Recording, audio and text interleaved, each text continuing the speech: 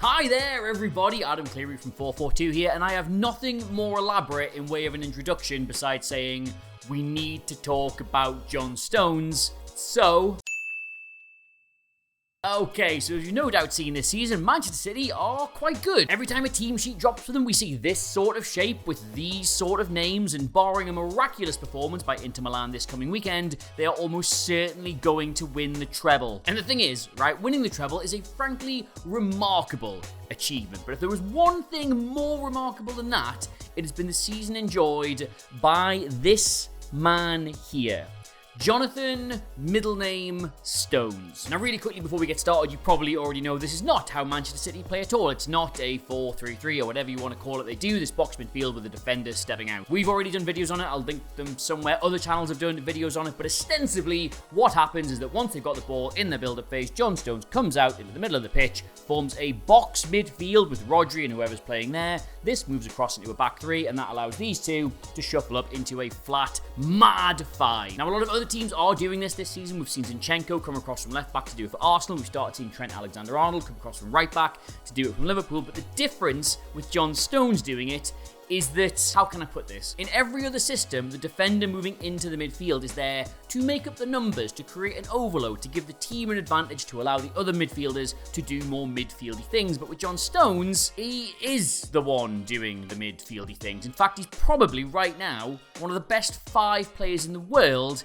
at doing midfieldy things. Central defender, John Stones. And the thing is, you simply could not have wished for a better living example of all of this than the FA Cup final. From start to finish, from end to end, from top to bottom, from balls to bones, John Stones put in one of the all-time great cup final performances, and he did so largely out of position. So defensive midfielder, number 6, pivot player, whatever name you want to give it, what makes John Stones so good at it? Let's watch. So to get us started, he is always the first player that City look for in the build-up, because in this back line, he is the most accomplished passer of the ball. You can see here, easy enough, he's very happy to knock it around with his teammates at the back, or if needs be, he can go a little bit longer direct into the midfield. But he's also the player that Man City look for when they're in a bit of a tight spot, when they're under pressure, because his overall awareness and his ability mean that he can be a magnet for a press, drop a bit deeper, take some players with him, and hit a first time bounce pass out to a teammate who his movement has left open. And just on this whole, he makes Manchester City very difficult to press thing.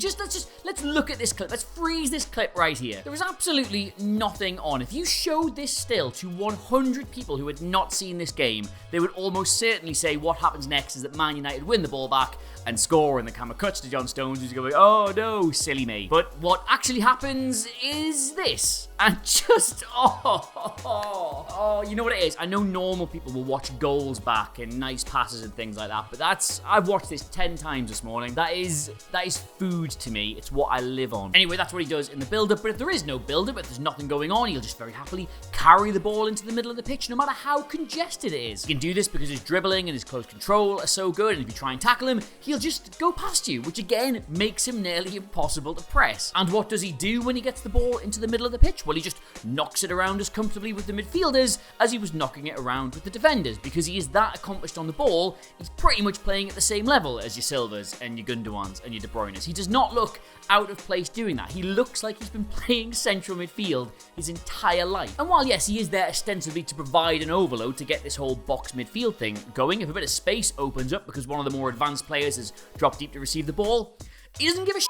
He'll just run into it. Several times in the cup final, he got in behind Manchester United from a starting position that was in the back four. Like, can you imagine trying to mark that? And the thing is, you'd watch all of these clips and you go, oh yeah, definitely, this is one of the best central midfielders slash pivot players slash number 6s in world football. Absolutely. But the thing is, this isn't even his job. This is his hobby. His job is being a central defender in a back four. He just does this stuff because the situation requires it of him, and he's one of the few people who can actually rise to the challenge. So yeah, in a way, not unlike Batman. Like, this is John Stones' superhero, fighting the high press and cleaning up the midfield because he's the hero the Etihad deserves. But when he wakes up every morning, he's actually John Stones, this one, like international businessman and playboy. And is he still really good as John Stones, international businessman slash playboy slash central defender? Well, he won pretty much all of his aerial challenges, and in the latter part of the game, when Man United brought Garnacho on to try and run into the space this kind of aggressive shape was leaving, he just dropped back into the back four and recovered the ball here and put in a crucial block here, and right at the end of the game was willing to headbutt the crossbar just to ensure a late equaliser didn't drop below it. Legitimately, right, football teams this summer, last summer, next summer, they will spend 100 million plus trying to buy this exact player, or someone they hope can be, maybe one day, this exact player. And Pep Guardiola has just pulled him out of the defence because he believed in him. And if there's any part of you that's tempted to think this was a bit fortunate on Man City's part, that Pep's rolled the dice on this player and he's got really lucky finding out what he can do, just look at this interview from a number of years ago. And John, they have four excellent central defenders, and John, for the quality, high personality you have, I think he can play there. And yes, Guardiola will get all the plaudits for that because it was his idea and his giant, enormous, swollen football brain, but this simply would not work without John Stones. Like, dare I say it, you could maybe put another centre forward in this system and they would score a lot of goals. It would still continue to function as well as it does, but you put any other player right now, bar maybe 2 or 3 in the world, in that John Stones role, none of this is happening. Bananas. So anyway, yes, that's why I absolutely love watching John Stones at the minute and why I think he deserves all the flowers in the world. Which brings me to my final point. At what stage do we start to consider John Stones as one of the all-time great English centre-backs? 5 Premier League, 6 domestic cups, European Championship finalist, World Cup semi-finalist, and probably by the end of this week, possibly by the time you're watching this video, Champions League winner. Would that put him up there with the Ferdinands and the Terrys and the Campbells and the Titus Brambles of this world? I think it does, but obviously that's just my opinion, so let me know if you agree in the comments below, and if you don't, why don't you? I actually really fancy having an argument today, so let's do it. In the meantime, though, you can get me on Twitter at Adam Cleary, CLERY, and you can get FourFourTwo across the entire social spectrum at FourFourTwo. Until next time, it's goodbye from me and goodbye from John Stones here. Say goodbye, John Stones. Bye, John Stones. Pretty sure that's what people from Yorkshire sound like. Anyway, goodbye.